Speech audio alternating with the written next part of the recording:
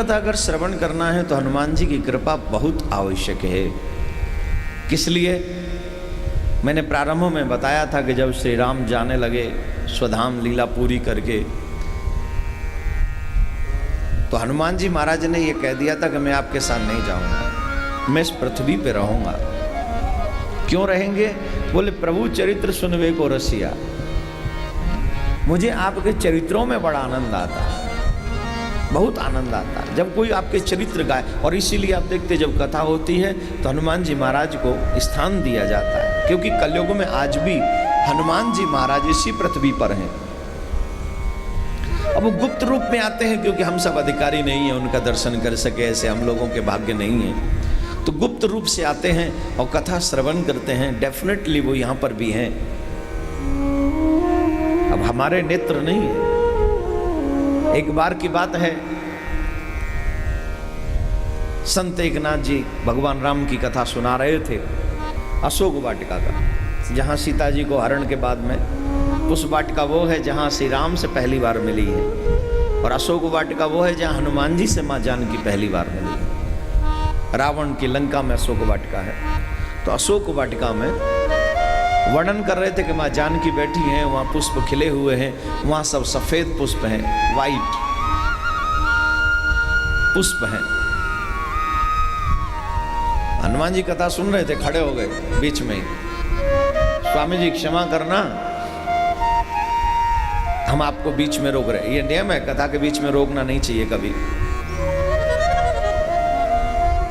Question हो आपके मन में तो कथा के बाद आप मिलिए जाके। कथा की गति को नहीं रोकना चाहिए, कथा चलती रहे, गति बरकरार रहे। तो उन्होंने कहा महाराज क्षमा करना, हम आपको बीच में रोक रहे हैं। लेकिन वो पुष्प सफेद नहीं थे, वो पुष्प लाल थे। हनुमान जी बोले सफेद नहीं थे, वो लाल थे। एकनाथ जी ने कहा आप कौन? बोले चाहे जो भी हो। बोले फिर बता तो दीजिए आप कौन हो। तो अंततोगत्वा कहा कि मैं हनुमान हूँ, मैंने तो जाके देखे हैं वो। तो हनुमान जी महाराज को प्रणाम किया एकनाथ जी ने, संत ने जो कथा सुना रहे थे, और प्रणाम करके बोले चाहे आप हनुमान जी हैं, आपका पूरा सम्मान है, पर पुष्प तो सफेद ही थे। अरे भाई अब तो हमने आपको बता दिया, हम वहां थे, हम देख के आए हैं, और उसके बावजूद भी आप कह रहे हो कि वहां पुष्प सफेद है, जब हमने आपसे पढ़ के बोल रहे हो और हमने देखा है। संत जी बोले हाँ आपने देखा है, पर फिर भी पुष्प सफेद थे। अब हनुमान जी को थोड़ा कहने लगे बात ठीक नहीं, चलो प्रभु के पास चलते, चलो प्रभु के पास। प्रभु के पास में गए और प्रभु से जाके शिकायत की। देखिए प्रभु ये गलत रामायण सुनाते हैं। क्या हो गया?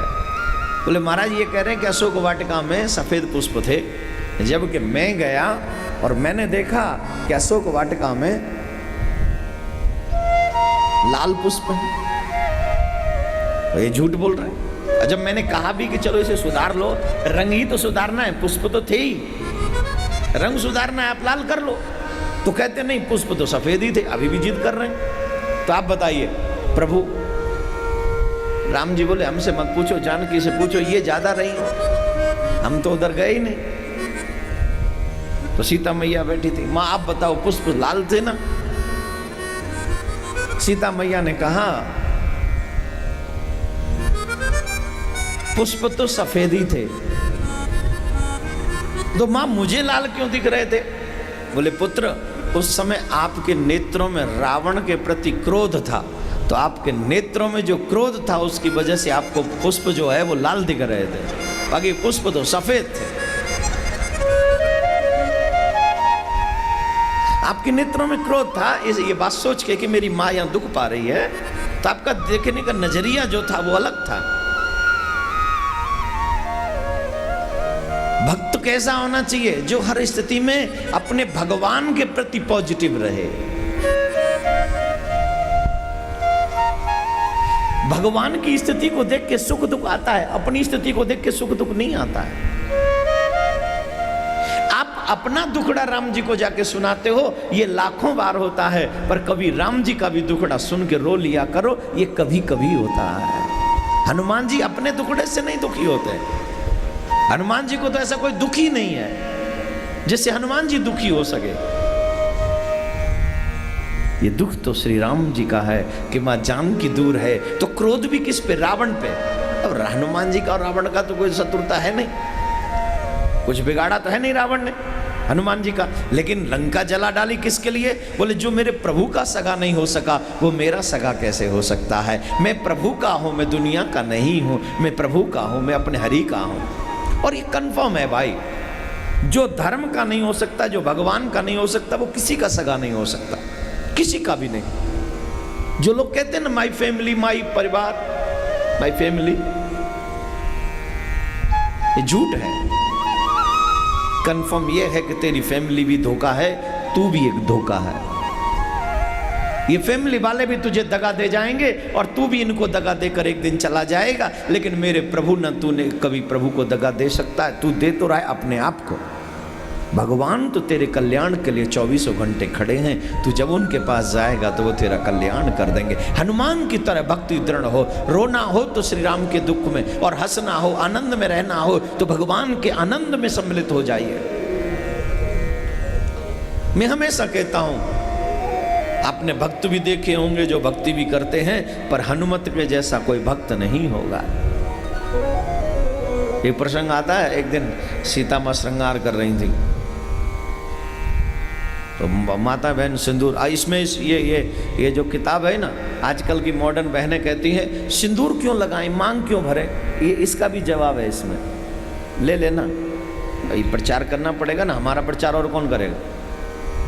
ये सब चीजें हम बनाते आप लोगों के लिए हैं, प्रयास भी करते हैं आपके लिए, जिससे आपका क्यों मिटे, आपका क्वेश्चन का आंसर आपको मिले। आजकल की माताएं मांग नहीं भरती हैं, माथा भरती हैं, बस ये ले, मांग नहीं भरती हैं।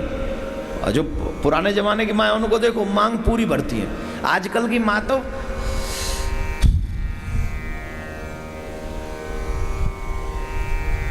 सीता माँ मांग भर रही पूरा। हनुमान जी महाराज आए, सिंदूर भर रही थी, तो पूछा माँ ये क्या कर रही है? बोले पुत्र मैं श्रृंगार कर रही हूं। बोले माँ ये श्रृंगार आप बालों में ये क्या कर रही हैं, केसों में? बोले पुत्र मैं मांग भर रही हूं। बोले माँ एक बात बताओ, मांग भरने से क्या होता है? तो सीता माँ कहती हैं पुत्र मांग भरने से तुम्हारे पिताजी की आयु दीर्घ होगी, आयु में वृद्धि होगी। बोले सिंदूर भरने से मेरे प्रभु की आयु बढ़ जाएगी? बोले हाँ ऐसा कहते हैं। ठीक है। थोड़ी देर बाद हनुमान जी लौट कर आए और देखा सर से लेकर पैर तक सिंदूर में नहाए हुए हैं, सिर से लेकर पैर तक। सीता माँ पूछ रही है ये क्या करके आए हो? बोले माँ जब आपके मांग भरने से मेरे प्रभु की आयु बढ़ जाएगी तो मैं तो सर से पांव तक सिंदूर लगाऊंगा जिससे मेरे प्रभु को कभी कुछ ना हो, कभी कुछ ना। सीता माँ आशीष देती हैं जो मंगलवार वाले दिन, शनिवार वाले दिन तुम पर सिंदूर चढ़ाएगा, विशेष तौर पे मंगलवार वाले दिन, शायद मैं भी उस दिन मंगलवार रहा हो, जो भी मंगलवार वाले दिन तुम पे सिंदूर चढ़ाएगा उसके सारे संकट कट जाएंगे। इसलिए हनुमान जी पे सिंदूर चढ़ाते हैं लोग आज भी। अब वो सिंदूर किस लिए चढ़ाया हनुमान जी ने अपने ऊपर? अपने लिए, अपने लिए। तुम यहां कथा भी सुन रहे हो तो अपने लिए।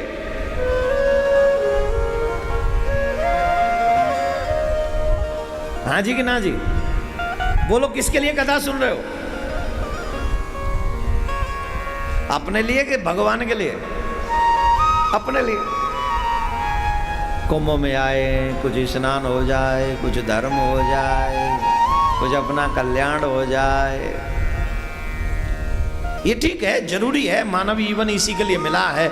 लेकिन भक्तों की श्रृंखला में हनुमान से अगर कोई सीखना है तो वो यही कि भक्ति में जो भी करना है वो मेरे प्रभु के लिए करना है। प्रभु जिसमें प्रसन्न हो मुझे वही करना है। मैं फिर कहूंगा, कृपा कृपा सब कोई कहे पर कृपा न जाने कोई, कृपा पात्र वही जानियो जो आज्ञावर्ती होए। सब लोग हाथ जोड़ के कहते महाराज कृपा बनाए रखना, महाराज कृपा बनाए रखना। अरे तुम्हारे कर्म अच्छे होंगे, तुम्हारा सेवा भाव होगा तो भगवान को तो कृपा बनानी ही पड़ेगी। उसकी मजबूरी बन जाएगी कि वो तुम पे कृपा करे, उसकी मजबूरी है। तो इसलिए हनुमान जी महाराज के विषय में तो इतना ही कहेंगे कि उनकी कृपा के बगैर आप कथा नहीं सुन सकते। और जिन्होंने कथा सुन रहे हैं वो किस्मत वाले हैं। कल का क्रम याद करिए, कल का क्रम क्या था?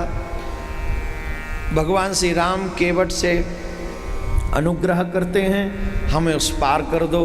केवट उस पार करते हैं, उनके प्रेम की प्रशंसा भगवान श्री राम करते हैं और केवट को बहुत कुछ देने की कोशिश करते हैं। नहीं कछु केवट ले, विदा कीन करुणा यतन भगति विमल वर दे। जिसे भगवान से भी कुछ न चाहिए हो, जो भक्ति तो करता है, भजन तो करता है, सब कुछ तो सेवा भावी तो है, लेकिन भगवान से कुछ मांगता नहीं है, ऐसा व्यक्ति भगवान को हरा देता है। आप क्या मांगते हो भगवान से? जोर से बोलो। बहुत कम लोग हैं जो यहां भगवान से भक्ति मांगते होंगे, बहुत कम, रेयर, रेयर एंड रेयरेस्ट। बाकी का सब साधन मांगते हैं, घर बन जाए, बेटा को ब्याह हो जाए, बेटे को बेटा हो जाए, संतान हो जाए, ये हो जाए, काम बढ़ जाए, दुकान खुल जाए, मकान बन जाए, और न जाने क्या क्या मांगते भगवान से। लेकिन भगवान से, भगवान की भक्ति बहुत कम लोग मांगते हैं, और जो मांगते भी हैं वो भी बीच में कभी कभी कुछ और मांग लेते हैं। लेकिन जो भगवान से कुछ मांगते ही नहीं है, चाहिए नहीं, हम तेरे सेवक हैं, नौकर हैं, लेकिन वो नहीं जो सैलरी पे काम करते हो। हमारी सैलरी तो एक ही है कि सिर्फ नजरे इनायत अगर इधर हो जाए तो तुम्हारी कसम अपना भी बेड़ा पार हो जाए, और कुछ नहीं। हाँ, ताली धीरे बजाओ, गर्मी पड़ रही है, मेहनत हो जाएगी तो पसीना निकल आएंगे।